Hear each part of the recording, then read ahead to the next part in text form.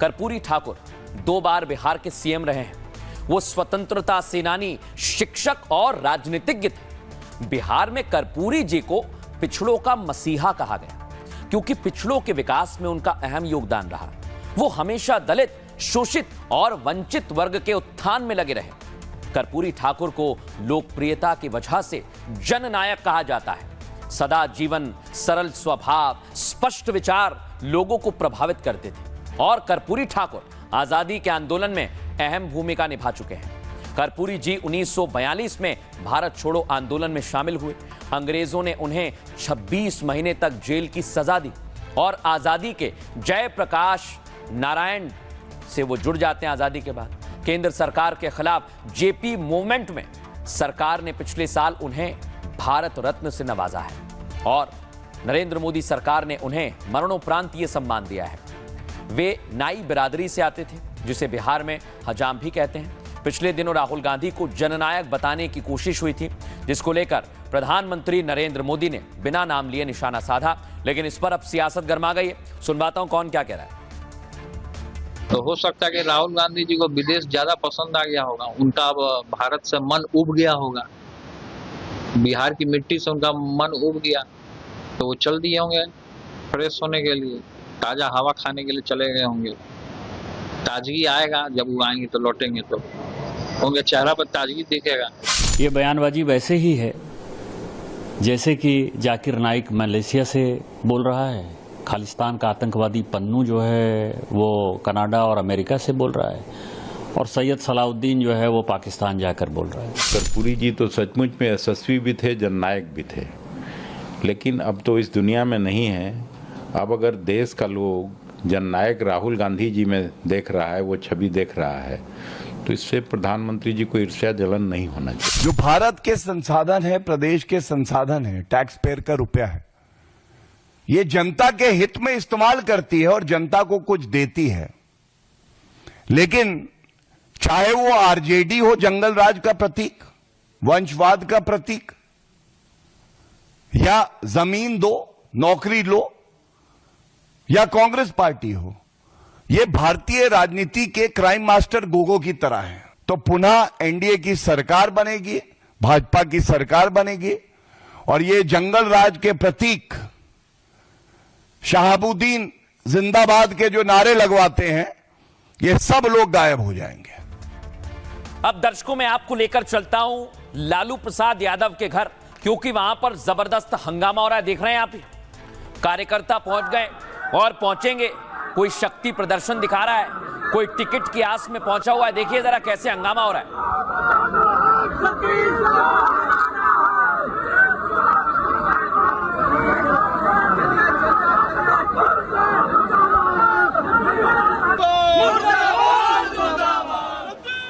इधर भारतीय जनता पार्टी कह रही है चुनाव से पहले कि बुरके में जो वोटर्स आते हैं, जो महिलाएं आती हैं, उन पर नजर रखी जाए, क्योंकि बड़ी संख्या में एकाएक बुरके में लोग पहुंच जाते हैं।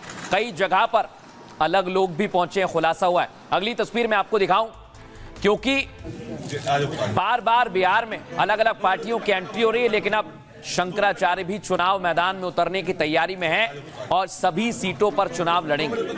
वो बिहार में चुनाव लड़ेंगे, इसको लेकर भी बिहार में गजब की चर्चा हो रही है। लेकिन इधर चुनाव का इंतजार किया जा रहा है। जो बिहार के लोग हैं और जो भारत में इंतजार कर रहे हैं बिहार में चुनाव कब होगा, उन्हें बता दूं, बीजेपी कह रही है कि छठ के बाद चुनाव की प्रक्रिया होनी चाहिए, क्योंकि छठ पर्व सबसे बड़ा पर्व है बिहार का और इसमें दिक्कत हो सकती है। लेकिन दर्शकों कैसे हंगामा हो रहा है, कैसे बीजेपी आरोप लगा रही है, आइए जरा बिहार का सियासी माहौल आपको बता दूं। बिहार में चुनाव की दस्तक के बाद मोदी का यह सबसे बड़ा प्रहार है, जिसमें पीएम मोदी ने केवल राहुल को टारगेट पर नहीं लिया, बल्कि उन्होंने 1990 के दशक के लालू के जंगल राज पर सीधा प्रहार किया। पीएम मोदी ने दिल्ली से बिहार के युवाओं से वर्चुअली संवाद किया था और उन्होंने क्या कहा है, सुनवाता हूं। 2-2.5 दशक पहले बिहार में शिक्षा व्यवस्था किस तरह तबाह थी। ईमानदारी से न स्कूल खुलते थे, न भर्तियां होती थी, कौन माँ बाप नहीं चाहता कि उसका बच्चा यहीं पढ़े और यहीं आगे बढ़े, लेकिन मजबूरी में लाखों बच्चों को बिहार छोड़कर बनारस, दिल्ली, मुंबई जाना पड़ा। यही पलायन की असली शुरुआत थी। साथियों, जिस पेड़ की जड़ों में कीड़ा लग जाता है उसको फिर से जीवित करना बहुत बड़ा पराक्रम होता है। आरजेडी के कुशासन ने बिहार की हालत उसी पेड़ की तरह कर दी थी। सौभाग्य से बिहार के लोगों ने नीतीश जी को सरकार का दायित्व सौंपा और हम भी सभी साक्षी हैं कि कैसे एनडीए की पूरी टीम मिलकर बिगड़ी हुई व्यवस्थाओं को फिर पटरी पर लाई। सुन लिया दर्शकों आप।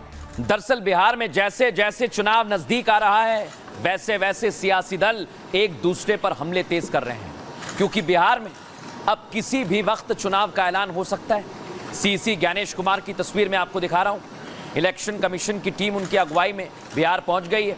आज और कल सियासी दलों से मुलाकात के बाद टीम दिल्ली लौट जाएगी और खबर यह है कि 6 अक्टूबर या 7 अक्टूबर को चुनाव की तारीखों का ऐलान हो जाएगा। और आपको यह भी बता दूं, बिहार के सियासी दलों को छठ पूजा की भी चिंता है। इस साल छठ पूजा 25 से 28 अक्टूबर के बीच मनाई जाएगी। पहले दिन नहाय खाए होगा, दूसरे दिन देवता की पूजा के साथ खरना होता है और तीसरे दिन छठ व्रती नदी, तालाब, पोखर में खड़े होकर डूबते सूर्य को अर्घ्य देते हैं। चौथे दिन तड़के सुबह उगते सूर्य को अर्घ्य के साथ इस त्योहार का समापन होता है। ऐसे में सियासी दलों की चिंता पता है क्या, कि अगर चुनाव प्रक्रिया इस दौरान शुरू हो गई तो चुनाव की तैयारी में बाधा उत्पन्न हो जाएगी और त्योहार में भी खलल पड़ेगा। इसलिए बीजेपी ने चुनाव आयोग से कई मांग की है। क्या मांग है आपको बता रहा हूं। बीजेपी ने छठ पूजा के बाद चुनाव प्रक्रिया की मांग की है। बीजेपी चाहती है कि नामांकन जैसी प्रक्रिया छठ के बाद शुरू हो और बीजेपी ने केवल 1 या 2 चरण में चुनाव कराने की मांग की है। बीजेपी की सहयोगी जेडीयू भी चाहती है कि सिंगल फेज में चुनाव हो, क्योंकि राज्य में कानून व्यवस्था ठीक है और एसआईआर भी लागू हो चुका है। लेकिन इस बीच बीजेपी ने एक और बड़ी मांग रख दी है। बीजेपी ने बुर्के में आने वाले वोटर्स की पहचान सुनिश्चित करने की मांग की है। माहौल गर्मा रहा है और बीजेपी का मानना है कि मुस्लिम बहुल इलाकों में बुर्के में बोगस वोटिंग ज्यादा होती है। ऐसे में बुर्के की वजह से ही बहुत दिक्कतें होती हैं, इसलिए बुर्के में आने वाले वोटर्स का फोटो मिलान कराया जाए। और बीजेपी ने धार्मिक स्थलों से मतदान केंद्र हटाने की मांग की। पार्टी का कहना है कि ये मतदान केंद्र 30-40 साल पहले बने थे, तब स्कूल कॉलेज कम थे, इसलिए धार्मिक स्थलों पर बूथ बने थे। लेकिन अब ऐसा नहीं है, इसलिए इन मतदान केंद्रों को शिफ्ट किया जाए। यानी धीरे धीरे बिहार में चुनावी पारा चढ़ रहा है। सुनिए जरा पॉलिटिकल पार्टीज क्या कह रही हैं। चुनाव की प्रक्रिया तो अब चालू ही होगी, क्योंकि विधानसभा का कार्यकाल पूरा होने से पहले चुनाव की प्रक्रिया चुनाव आयोग पूरा कराता है। तो भारतीय जनता पार्टी और हमारे साथी दल चुनाव के लिए पूरी तरह से तैयार हैं और हमें पूरा विश्वास है कि 2025 के विधानसभा चुनाव में एनडीए सबसे बड़ी विजय प्राप्त करेगा। हम लोगों ने एक फेज के लिए सुझाव दिया है कि एक फेज में चुनाव बिहार में हो, क्योंकि बिहार में कानून व्यवस्था दुरुस्त है, कोई नक्सलिज्म का इशू नहीं है। अगर महाराष्ट्र में एक फेज में चुनाव हो सकता है तो बिहार में एक फेज में चुनाव क्यों नहीं हो सकता। फेयर चुनाव हो, निष्पक्ष चुनाव हो, उन तमाम चीज़ों पर हमने माननीय इलेक्शन कमीशन को स्पष्ट तौर से रखने का काम किया है। कैंपेनिंग के दौरान जो अमर्यादित भाषा का इस्तेमाल किया जाता है, व्यक्तिगत टिप्पणी किया जाता है, उन तमाम चीज़ों पर एक सख्त निर्देश चुनाव आयोग की तरफ से जारी होने। चुनाव कराने में देर नहीं किया जाए, जितना जल्द हो। नियम के तहत जैसे आपका समय पूरा होता है 3 या 4 नवंबर को, तो 3 या 4 नवंबर के बाद तुरंत चुनाव का जो है चुनाव कराने का डेट घोषित किया जाए।